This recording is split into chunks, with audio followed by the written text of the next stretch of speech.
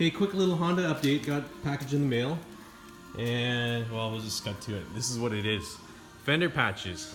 Right, this car's been sitting for far too long outside, and you know, I did touch up the outside, so it wasn't rusting from the outside; it was rusting from the inside out. It has the factory, it's like a fluid film protector on the insides of these quarters here, but it wasn't enough to keep it from rusting through. That's ugly. So yeah, I gotta put those patches on. There's an inner fender here, which is basically gone.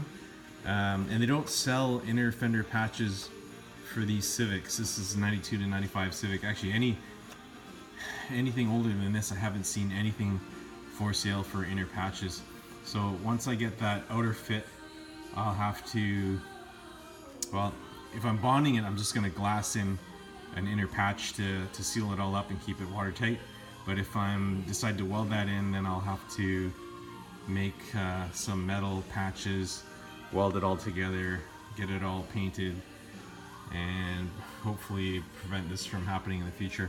I think I'm gonna try to keep this car inside from now on, versus sitting outside for so long. I usually only would insure this thing to drive it through the winter because there's snows. And it is a commuter. This is to and from work. The money I save on gas driving the Civic, it's you know, pays for itself versus driving these trucks, right? So yeah, how should I install this? Should I weld it together? I could flange it and then weld it. That'd be pretty easy to do. Or else I could butt it together and hopefully be pretty invisible. But then the filler is going to be a different material than this, and in the sun, are you going to see the filler when it's in the heat? That's the other thing about sitting in the sun. The last option would be to flange it and then bond it in. So bonding would probably be the best in terms of future rust, because everything's going to be prepped and cleaned and painted perfectly, and then you're going to bond it together. There's no chance for that weld to rust. So bonding is another option. I do have to pick up the 3M panel bond and then the mixer applicator gun. If I'm welding it, I don't have to pay anything. I don't need anything else. I could just weld it right in.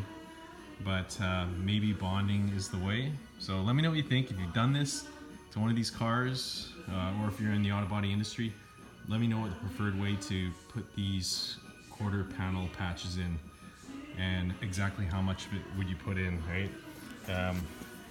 Rest wise here on the dog leg, there's just a little bit. This is worse, definitely much worse. And then we're gonna skip to the other side here. Yeah, this is way better under the fuel pillar. I just took the flap disc to it to see what I'm dealing with.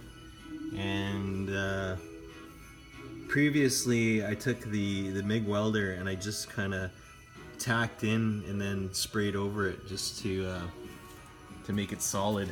That was probably over a year ago. But we've got a little bit of spot rust in the dog leg here. So I wonder how much of this should I cut and remove? Just do the minimum, right?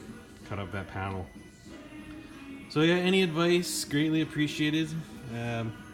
But yeah, just trying to preserve this car and make it somewhat presentable for the commute to work.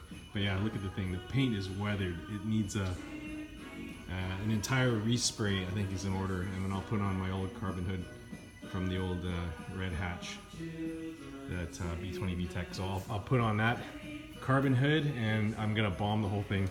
Maybe another color. Yeah, I like the blue, but I'm thinking something different. If I'm gonna be bombing the whole thing, I may as well go another color.